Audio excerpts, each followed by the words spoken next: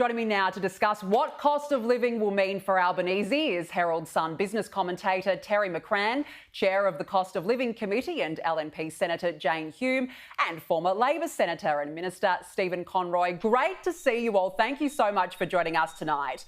Look, let's get straight into it and start with the Stage 3 tax cuts backflip. Terry, this week Albo will begin his hard sell on the changes, a big tour of Middle Australia. How hard will this sell be? Well, it's going to be a tough sell, I think, for the most fundamental of reasons, Danica, that, excuse me, nothing actually happens, assuming that Albo is able to get the changes through the Senate until July 1st. So once again, it is a promise, not a delivery. So this is fundamental in terms of the reality of those voters out there in Dunkley, and indeed people, Australians generally.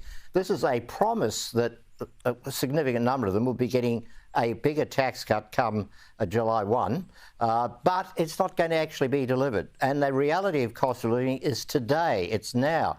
They have to buy their petrol, they have to buy their groceries, they have to pay those interest rates now. So, excuse me. So the reality is what's going to be driving how people react to the Prime Minister, and indeed reality is going to be driving what happens in the economy. Well, this is the problem because there's no immediate relief, there's no immediate plans. Stephen, he was elected on this promise and he's lied. How can he come back from this? Well, there's no question that he will, lose some paint over this changed position. But we'll have a by-election very shortly, 5-6 weeks until the Dunkley by-election. And that'll be the first test about whether Peter Dutton's campaign that Albo's a liar, or the Australian public will get a chance to say, well, we actually think this is a fairer tax cut and addresses some of the cost of the living, hurt that Australia is feeling at the moment. So I think you'll get a real test within a very short period of time of whether, the simple, cheap political line that Peter Dutton will run for the next 5 weeks, or the Australian public will go, no, we deserve this and we're grateful and we support this change. But how can he come back from this? He told us more than 100 times. He said this, he made this promise. This is him in the last 6 weeks. Stage 3 is absolutely locked in. Yes. There are no circumstances under which you would seek to roll back Stage 3. No. Labor will support all of the legislative tax cuts. We won't seek to change those legislative tax cuts. We support tax cuts and everyone will be getting a tax cut. People are entitled to have that certainty of the tax cut. Can you promise to those Australian families the Stage 3 tax cuts will come into effect in July in full? Well, we haven't changed our position on that, Michael. I'll ask that question again. Can you promise, as you did before the election, the Stage 3 tax cuts will come in full in July? Well, I've said we haven't changed our position, Michael, can you promise, Prime Minister? I've said I can't be clearer than that. We haven't changed our position. That's not exactly a promise, PM. Tax cuts. It was a promise before the election. Has that promise changed? Yeah, you can play word games, Michael. Nothing has changed. Stephen, seriously, how can he come back from that? Well, as I said, there's no question he's going to lose some paint over the changed position. But the Australian public, when you say how will he come back? Well, in Dunkley, we'll get an indication of whether or not that there's, a huge amount of paint, or there is just an acceptance by the Australian public that this was the right decision.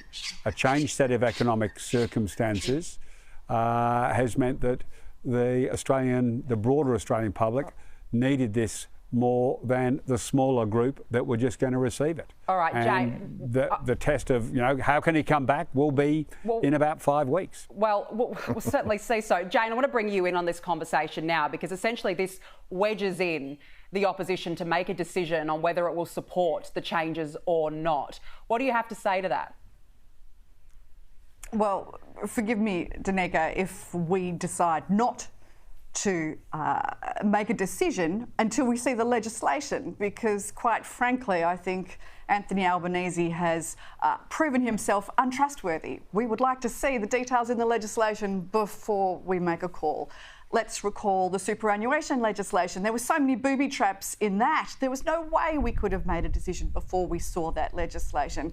And he's just proven the point again. Stephen's right. He hasn't just lost paint. He's actually dented the JUCO here, I think, on his integrity. And in fact, let's recall that the last election was fought on two issues: integrity and cost of living. And he has failed both his own benchmarks here, because these tax cuts actually do very little to address the cost of living. Not only do they not kick in until 155 days away, people need cost of living relief right now, but they fundamentally unwind one of the great drivers of the cost of living crisis, which is tax and bracket creep. Anthony Albanese is clearly very comfortable with bracket creep because he's maintained that 37% tax bracket. And not only that, but by Treasury's own estimates, they're going to make an additional $28 billion from this decision over the next decade. This is not a cost of living measure. This is a redistributionist agenda that is being done for political purposes. There is no doubt about that. Right. So, Stephen, is this a case of robbing Peter to pay Paul? Look, not at all. I mean, you know, trying to claim that in over 10 years, 28 billion, that's $2.8 billion a year. Like that doesn't even come close to denting anything. So this argument that suddenly is some great new tax impost, I mean, find another line, Jane, because that one isn't going to work. Just because you roll up these numbers together. But this isn't about robbing Peter to pay Paul. Everyone is still getting a tax cut. It's just that the tax cuts are going to be felt more by those below $150,000 But it wasn't what was promised, Stephen, at the beginning. Before. He can't just come out. Everyone's getting a tax cut. You're getting a tax cut. It's not what was promised initially. That's the problem. No, Albo.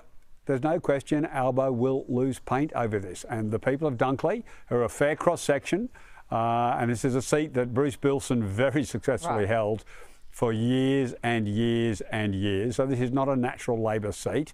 The "we hate ScoMo" feeling was as strong in Dunkley as it was everywhere else. So that 6% margin is a much slimmer margin than traditionally. Bruce Bilson held this for years. I mean, this is a seat that think it's amazing, Stephen? Absolutely amazing that even though 1 week ago, less than a week ago, Anthony Albanese was saying our position has not changed on these tax cuts. Within a week, he's already come out and said 87% of people in Dunkley will benefit from this. Really? You've done the numbers that quickly, have you? Well, I can tell you one thing. Nathan Conroy said it on the weekend. 100% of the people in Dunkley don't like being lied to. And that's what's happened. He has lied. He's looked Australians in the eye, and over 100 times he has lied. He has failed his own benchmark of integrity. This is fatal for Anthony Albanese's Prime Ministership. All right, Terry, I want to bring you in on this. Let's talk about Dunkley.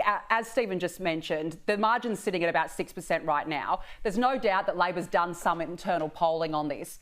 They'd be worried. Do you think that he's rushed this through to create this perception of we're actually helping you because it suits your demographic?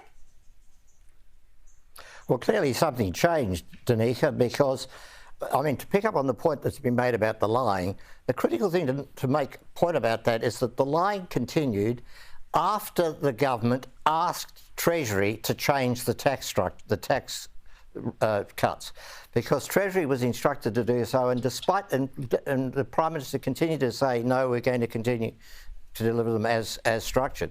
So that clearly, as you get to the end of 2023, there was serious concern in the Labor Party and in government about the impact of the failure of policy since the election. I mean, we go back to the election and we were told that the government had a plan, the incoming government had a plan to basically cure all the problems that Australians were facing out there.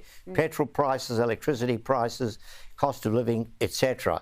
And it hasn't worked. So clearly the government went into panic mode towards the end of 2023, and what's the magic bullet that they thought they could grab for? And it was obviously this package, and it was obviously the promise of putting money in the pockets of a clear majority of Australians. And there's no question about it. It is a shift from a balanced tax package to one that favours lower income earners. And I have to disagree with the Prime Minister and with Steve. Everybody is not getting a tax cut when you take account of the bracket creep that's happened since 2018 when the package was structured. Stage 1, Stage 2, Stage 3. High income earners were going to get some relief from tax bracket creep, and they had to wait till 2024.